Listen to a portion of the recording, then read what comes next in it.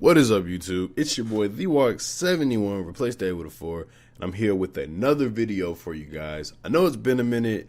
I was supposed to do a Wrestle Kingdom review that I've pretty much have done every year since I think which Wrestle Kingdom? I don't even remember which Wrestle Kingdom it was, but I didn't get a chance to do it because I really didn't have the time to watch both Wrestle Kingdom shows because it's like a two-parter. So I still haven't really even watched the full show or even the matches that were like the best matches on the show. So like the Moxley match, the Ibushi match, both of the title matches, the double title match. I didn't see anything from that show. I was also supposed to do a NXT UK Takeover review. I didn't do that one either, and that was a good show because I had a good ladder match in the main event with Walter and Joe Coffey. But I knew I couldn't do it. I knew I couldn't not do the reviews. So we're just going to start off with a clean slate with WWE Worlds Collide. Really good show. NXT versus NXT UK. This was originally supposed to be an NXT takeover, but instead that takeover got put in February, and this one was put in its place for Royal Rumble weekend. Basically, my bad, I'm a little sick. Basically, the purpose of the show and what the purpose of the show has been over the years, because this was originally started, I believe, last year around Rumble time, I think, and it was just like brands colliding, which is why they called it Worlds Collide, but they were usually taped during like Royal Rumble access and WrestleMania access, and was there one during SummerSlam? It might have been the SummerSlam access, I don't remember. But basically, it would just be a collide of people from different brands. You would take people from NXT UK, was that a thing at the time? I don't even know if NXT UK was really a thing by then. It might have been, actually. Who knows? NXT UK, basically the lower mid-card to jobbers from the main roster, because they would never put nobody from the main roster that was a star, because they usually would be occupied with better shit.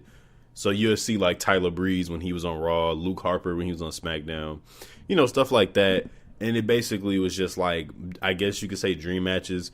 There was a few cool matches. There was a match between Tyler Breeze and Roderick Strong. That was cool on one of them. But anyways, I'm getting off track. This time, this is the first ever live version of Worlds Collide, NXT versus NXT UK. This show also had a pre-show match, which was Mia Yim versus Kaylee Ray. This was a good, match to really open up the show with. It was very quick, but during its time, it did serve a purpose. We saw Kaylee Ray hit Mia Yim with her own finisher with the E-defeat for a near fall. There was an attempt for a gory bomb before it got countered. Kaylee Ray did something where she jumped over the outside. Mia Yim actually reversed the gory bomb into a cold blue for a near fall. And basically the match was pretty much, back and forth. It wasn't that long, and then it ended up with Kaylee Ray hitting a roll-up pin on Mia Yim and catching her by surprise and winning. I thought it was a very interesting finish, but for her to be champion, I felt like she could have finished her off with a finisher because that kind of makes the champion look weak. But then again, she is a heel, and that's what heels do. They look for the easiest way out of winning, so I guess it makes sense at the end of the day. Hold on, let me get to the next match because I'm really one-handed right now. Let's see. Okay, so we open up the show with a match that I thought was pretty good for an opener. Finn Balor versus Ilya Dragunov. Now, this match proved to me that this show should have been in the UK. Okay, so Finn Balor came out, got a crazy pop from the crowd. The crowd goes nuts. They do all the Finn Balor mannerisms, everything. Ilya Dragunov comes out, and the crowd is immediately dead. Now, we are in the States, so Finn Balor is more known in the States than Ilya. But the problem was that it seems as though like the American fans don't really care about NXT UK, which is understandable because there's a lot of wrestling going on right now. It's actually burning people out, including myself. Like, you got AEW, you got NXT, you got Raw, you got SmackDown, you got NWA Power now. New Japan that come in with an event every now and then, late as fuck, but I'll still catch it. Then you got pay-per-views and everything. It's like, it's getting to a point where, like, if you miss something in wrestling, there's no point even going back and watching it because there's so much going on. And NXT UK is like one of them shows where you could tell they kind of care, but at the same time, it's not for us. It's for the UK people. And I don't even think the UK people really care for NXT UK. So the American audience didn't really know who Dragunov was, so they were pretty much dead and they booed him, and I believe he was supposed to be the face in this match. They booed him because everybody loves Finn Balor, and he's more known in the States. But if they had this show in the UK, both men would have got incredible pops because the UK fans would know everybody involved in all the matches. And pretty much, I think they knew almost everybody except for this and the Cruiserweight match. But match started off hot. Iyad basically tried to taunt Balor by telling them to come on, and he slapped him because, Balor was like, if you come at me, you best not miss. And then Balor slapped him.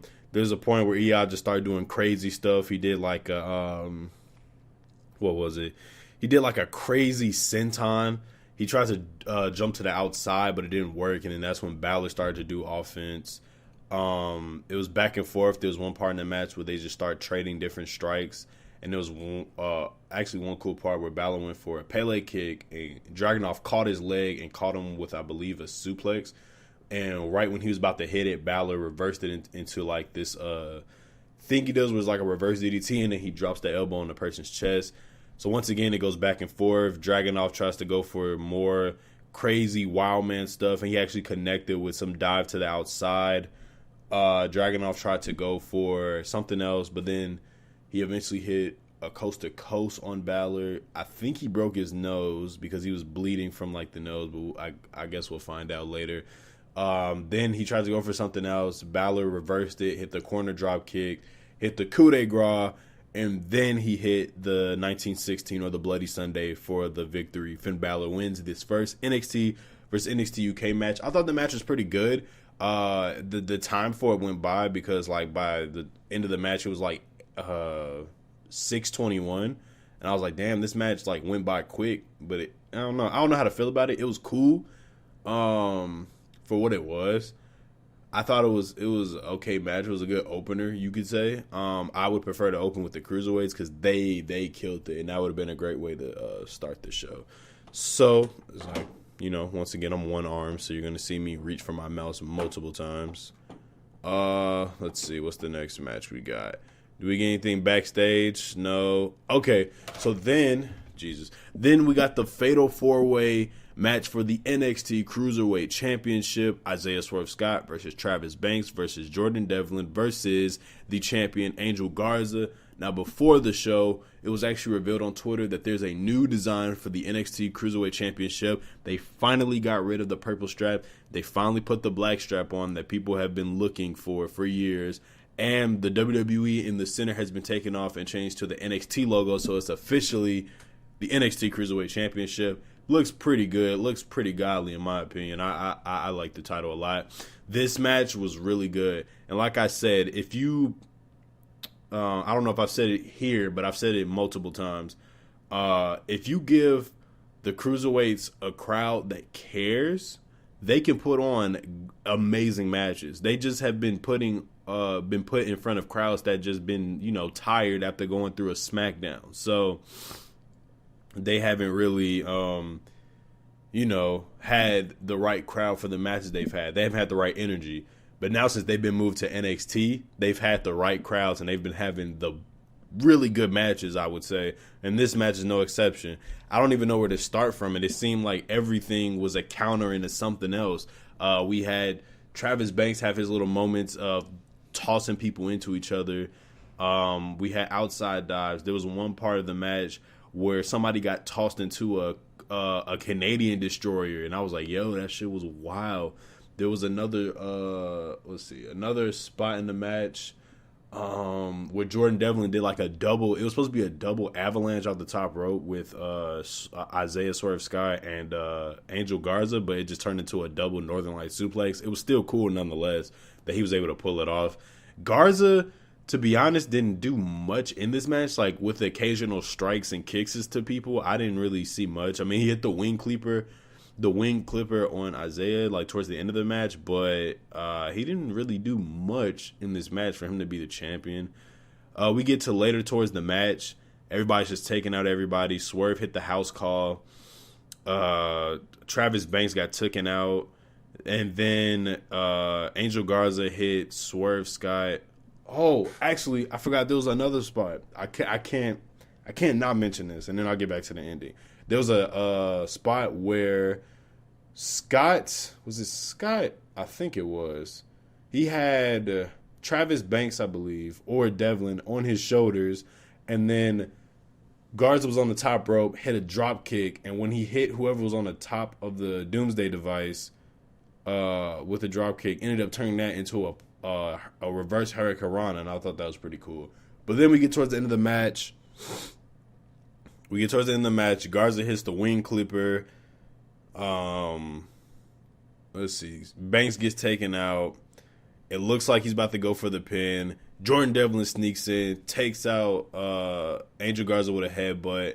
Then eventually he grabs Scott's arm, and it was like a little thing where they was looking at each other. He's like, no. Grabs him for a suplex. 1, 2, 3. Angel Garza was trying to save the pin, but he didn't. Your champion, your new NXT Cruiserweight champion, Jordan Devlin. Pretty shocking win. I don't think nobody in the building expected that to happen, especially since it's NXT Cruiserweight champion and a guy from NXT UK won the title. I don't think nobody was expecting that. So, kudos to whoever, produced or booked this match and actually, got an actual unpredictable win. Because I was thinking to myself when the match started, I was like, what would happen if an NXT UK guy won this match? And I was like, he might, maybe. But I was still shocked. I was still shocked that they actually gave Jordan and Devlin the championship. Now I wonder what are they going to do on TV, because NXT UK is taped like 4 to 6 weeks in advance and NXT is live. So like, how are they going to do that? Or is the title going to be moved to NXT UK, to give, NXT UK more viewers? But I guess we'll find out soon. Hold on. I guess we'll find out very soon. So after that, did we get anything else? Nope. This is the match I was looking for. We had DIY versus Mustache Mountain in a dream tag team match as they were trying to build it up. The Heart and Soul of NXT versus the Heart and Soul of NXT UK as they were building it. Who is going to define their legacy? Really good match from these two. I enjoyed it a lot. It was the match I was looking forward to the most, even more than the main event between Imperium and Undisputed Era. This match was really good. Like, it started off, as most face tag team matches start, where they try to, do stuff to each other, but not try to actually hurt each other and shake hands and all that stuff. But then eventually DIY started throwing Mustache Mountain over tables, and then they both did their little self back pat that Ciampa usually does, where he claps and then he pats himself on the back. Him and Gargano both did it, but then eventually the match started to turn up. They started trading strikes. Let's see, there was one. Let me see. There was a lot going on in this match, honestly. Where can I start? Well, there was one part of the match where both Gargano and Ciampa both went for their finishers. Ciampa going for the Fujiwara armbar and Gargano going for the Gargano escape. And it looked like that moment when they won the NXT tag titles at TakeOver Toronto, the first one. And they basically looked like they were trying to recreate that moment before Mustache Mountain picked both of them up from the ground and did the airplane spin spot that they do.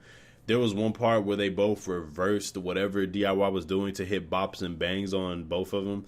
Thought that was pretty cool. We got the Mustache Mountain's finish, the Burning Hammer. That came to a near fall. We get towards the end of the match. Basically, momentum is constantly changing. They're just throwing moves at each other at this point. We get towards the end of the match. There's a bunch of miscommunications between Mustache Mountain. No fault of their own. It just got, DIY was just smarter. So there was one part where Tyler Bate was going for a spiral tap, and he was supposed to hit Ciampa, but Ciampa grabbed Trent Seven to put him on top, and boom, he hit Trent Seven for a near fall, but he caught himself and broke up the pin. We get towards the end of the match. Like I said, they're throwing finishes at each other. Trent Seven gets taken out. Tyler Bate thinks he can outsmart them by going for some type of springboard top rope move. Gets caught with a jumping knee and super kick from DIY. Then after that, Trent Seven is trying to get, to his bases. And then DIY goes for the meet me in the middle. Take out Trent Seven. 1, 2, 3. DIY versus Mustache Mountain is over. DIY officially wins the bout. I thought the match was pretty cool. Hold on. Get to this part. I thought the match was good. Lots of momentum changes, which is what I love in tag team matches or just matches in general where people just trade moves for each other. Do I have any gripes? No, not really. I thought they did everything that they could in this match. I would like to see maybe another match between them, but I know that this is strictly for this pay-per-view where it's NXT versus NXT UK.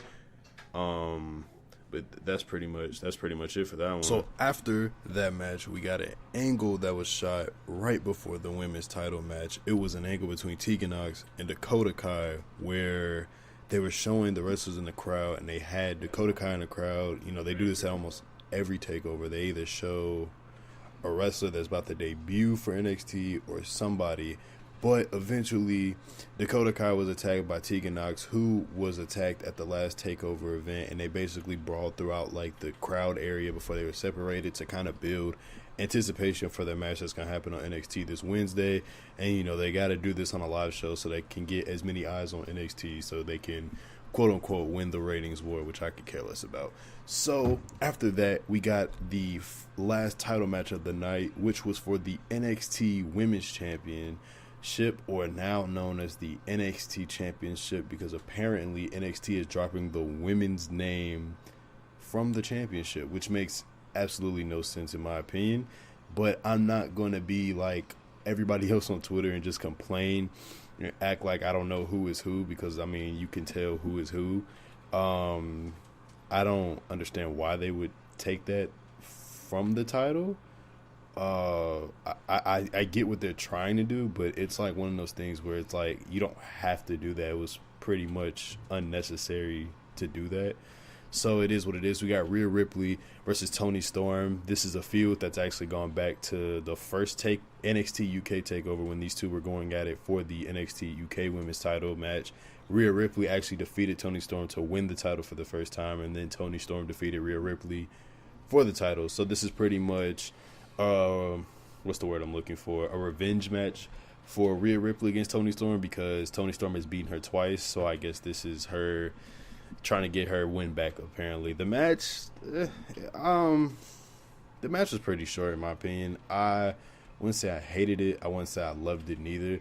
The match started off with Toni Storm just being aggressive, tossing Rhea Ripley into the corner, trying to break her neck, headbutts, all types of stuff, before Rhea Ripley would eventually, get her moves in. She did a little submission where she's holding the person up in the air, and then they just trade moves until we officially got to the end where Rhea Ripley hit the Riptide for the victory, and she officially won the match. I don't know how to feel about this match. I felt like it should have went on longer. It should have got at least 10 more minutes. I feel like they would have performed at least a better match. I wouldn't say the match was terrible, but it came and went. That's the best way to describe that match. It literally came. It did what it had to do. The right person won. They moved on. After the match, there was an angle they tried to do where basically Bianca Belair was in the crowd. She stared off at Rhea Ripley. Rhea Ripley stared off at her because they have a match at the next NXT TakeOver event for the title. So that should be a very interesting matchup. Let's see what happens after. Okay, so there was another angle shot backstage where Johnny Gargano was backstage getting interviewed, talking about the match against Mustache Mountain. And basically Finn Balor came out of nowhere, attacked Johnny Gargano, threw him into a bunch of stuff. The wrestlers, I think it was the Mustache Mountain and a bunch of security guards tried to break it up before Balor threw one of the security guards into one of the tables and whatnot. So basically, I like what they're doing, because that's my only issue about these brand versus brand shows, is that whatever storylines were going on before the match are immediately put on halt for whatever this show is. So I like that they immediately pick back up where they left off, because Gargano and Balor have a match at the TakeOver Portland show.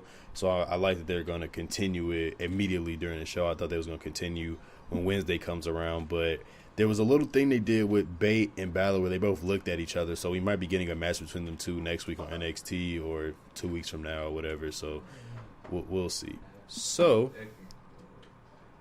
after that, we got the main event, the match that has been building since, I believe, December maybe, when they announced it. when they first announced this being a show, a live show, whatever, we got Imperium versus Undisputed Era, two dominant factions on each of NXT and NXT UK. Imperium has the NXT UK champion, Walter the GOAT, versus the Undisputed Era, which has the NXT champion, Adam Cole, and the tag team champions, Red Dragon.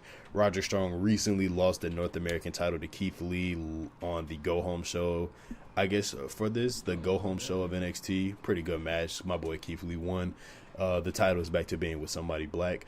Anyways, we get to the match itself. The build-up has been crazy. Undisputed Era invaded NXT UK TakeOver and basically took over the show and attacked Imperium. Imperium showed up on the Go Home show to attack Undisputed Era. There was a really cool standoff between Adam Cole and Walter where Adam Cole tried to go for something and Walter hit Adam Cole with a chop and Adam Cole did basically a backflip. I thought that was pretty funny. We get to the match itself. Everybody makes their entrance.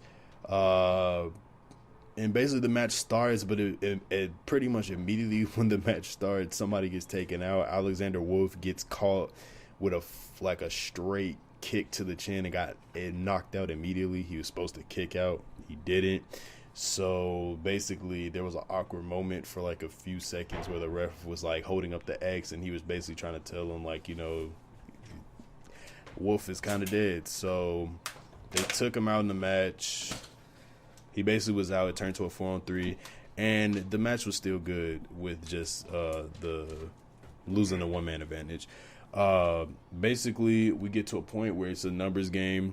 Undisputed Era take advantage. They start taking out people. There was one part of the match where Roderick Strong does a angle slam on Walter through an announce table. I thought that was pretty cool. What else happened in this match? There was another part where once Walter was taken out, it was up to basically Fabian Eichner and Marcel Bartel versus Undisputed Era, and that didn't work well. Everybody basically got their moves off. We saw one part where Strong and Cole basically did like a move where Strong picked up, who was it? I believe it was Marcel Bartel, picked him up, and Cole caught him with a last shot kind of in midair. There's also another part of the match where Walter had a chop fest with Roderick Strong, and I thought that was actually pretty cool. They was just chopping the hell out of each other until Roderick Strong somehow won because he just kept repeatedly chopping Walter like a bunch of times. So then after that, let's see, it was back and forth. We actually got to a part in the match where both teams just had a stare off before they just started fighting each other one by one. I thought that was a pretty cool little spot. It's kind of like what they did at one of the War Games matches. I think it was the second one. And basically they had a standoff, a stare off, and then they start fighting each other. So we get to Walter getting the hot tag, and then that's when it just started going nuts. He literally took out the entire Undisputed Era by himself. He chopped, who was it? I believe it was Kyle O'Reilly. He chopped Bobby Fish. He hit Kyle O'Reilly on his back. He chopped that man's back. Then Kyle O'Reilly died. He took out Strong. Cole tried to do some stuff, but he got taken out too. We get towards the end of the match, and basically after what's his face? Walter just took out the entire Undisputed Era. Bobby Fish was the legal man, so he got taken out with a big man splash, and then got hit with a power bomb for the 1-2-3. Imperium defeats Undisputed Era as I suspected, because I feel like we're about to see the fall. I think we're about to see the fall of the Undisputed Era. It started with Roderick losing the title to Keith Lee, and then I believe Red Dragon are going to lose their tag title soon, and then Cole's going to lose it. And I feel like the Undisputed Era are going to lose everything at that WrestleMania takeover. Hopefully, if everything goes to plan in my head, but it probably won't. I thought the match was really good. It was good. It was a war. I would actually put that above a few War Games matches, because that was like I felt like it wasn't a spot fest. It was literally just them duking it out for like however long the match was. I thought the match was pretty good. Overall, I think Worlds Collide was a really good show. If it was an experiment, it was a successful experiment. If they want to continue to do shows like this, like live shows like this, I think they could. They just can't do it twice a year. They should probably just do it once a year, and I guess not make it repetitive. if that makes any sense, because, you know, we had Survivor Series that was like brand versus brand versus brand, and this one is basically brand versus brand, but it was like within the NXT realm, so it's kind of excusable because they got their own little universe, you could say. So I don't know how the next show is gonna be. Honestly, they could throw in Raw and SmackDown superstars, but then that would just basically make Survivor Series pointless. So I don't know how they can do this.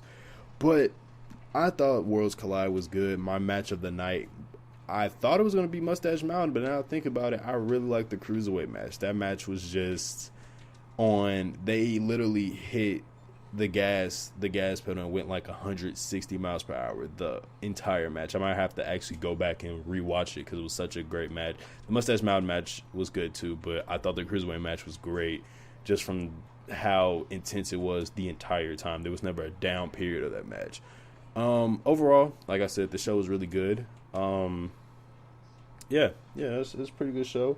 I have Royal Rumble coming up soon. That's tonight. I'll probably have that recorded tomorrow morning, and I'll try to push it out before noon whenever I can. Then after that, we got TakeOver Portland, AEW Revolution. We have probably Elimination Chamber soon. I think there's a Saudi Arabia show. Who knows? I may or may not watch that. I'm not really looking forward to it. Then eventually we got WrestleMania, so that should be a pretty fun weekend of events to watch and talk about. But anyway, guys, you know what to do. Like, comment, favorite, subscribe. Follow me on all my social media links down in the description below. Anyway, guys, I'm out. Deuces. Peace.